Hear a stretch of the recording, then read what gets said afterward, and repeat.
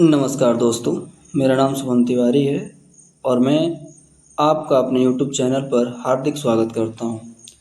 आज हम भारत के महान स्वतंत्रता सेनानी, सत्य और अहिंसा के पुजारी महात्मा गांधी की आत्मकथा सत्य के साथ मेरे प्रयोग के एक महत्वपूर्ण भाग लेखक का परिचय को सुनेंगे और समझेंगे। इस ऑडियो बुक को बनाने का मेरा उद्देश्य केवल एक पुस्तक को पढ़कर सुनाना नहीं है, बल्कि आज की युवा पीढ़ी तक उन महान व्यक्तित्वों के विचारों, संघर्षों और जीवन के मूल्यों को पहुंचाना है, जिन्होंने अपने त्याग और बलिदान से सारे देश और समाज को नई दिशा दी है।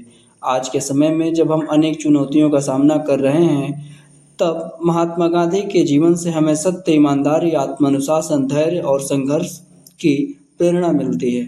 मेरा विश्वास है कि यदि हम इन महान व्यक्तित्वों के जीवन को समझें तो अपने जीवन को भी बेहतर बना सकते हैं। आने वाले समय में इसी चैनल पर नेताजी सुभाष चंद्र बोस, शहीद भगत सिंह, सुखदेव, राजगुरु चंद्रशेखर आज़ाद एवं डॉक्टर भीमराव अंबेडकर तथा अन्य महान व्यक्तित्वों की जीवन और ऑडियो बुक भी लेकर आएंगे। यदि आपको प्रेरणादायक विषय पसंद आते हैं तो चैनल को सब्सक्राइब करें और वीडियो को अपने मित्रों के साथ साझा करें, ताकि अधिक से अधिक लोग हमारे महान नायकों के जीवन से प्रेरणा प्राप्त कर सकें।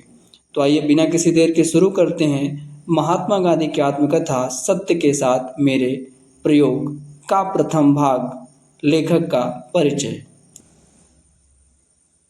इस अध्याय में महात्मा गांधी बताते हैं कि उन्होंने अपनी आत्मकथा लिखने का निर्णय कैसे लिया।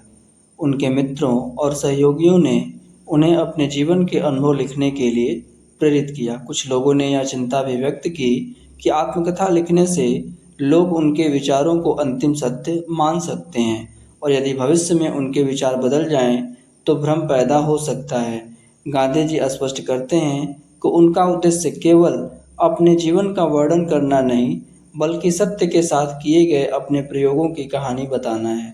वे मानते हैं कि सत्य की खोज ही उनके जीवन का मुख्य लक्ष्य रही है। राजनीति, समाज सेवा और अन्य कार्य भी उसी सत्य की खोज के साधन हैं। वे कहते हैं कि उन्होंने अपने प्रयोग खुले रूप से किए हैं और अपनी सफलताओं के साथ साथ अपनी कमियों तथा गलतियों को भी ईमानदारी से स्वीकार करेंगे। उनका विश्वास है कि जो मार्ग एक व्यक्ति के लिए संभव है वह अन्य लोगों के लिए भी संभव हो सकता है।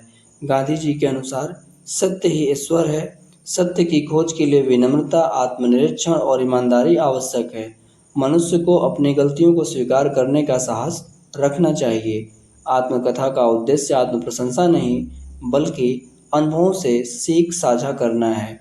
अंत में गांधी जी कहते हैं कि वे अभी भी पूर्ण सत्य की खोज में लगे हुए हैं और स्वयं को साधारण खोजी मानते हैं। उनकी इच्छा है कि पाठक उनके अनुभवों से प्रेरणा लें, लेकिन उन्हें अंतिम सत्य न समझें। मुख्य संदेश: सत्य की खोज, आत्मनिरीक्षण, विनम्रता, अपनी गलतियों को स्वीकार करना ही जीवन की सच्ची प्रगति का मार्ग है। धन्यवाद।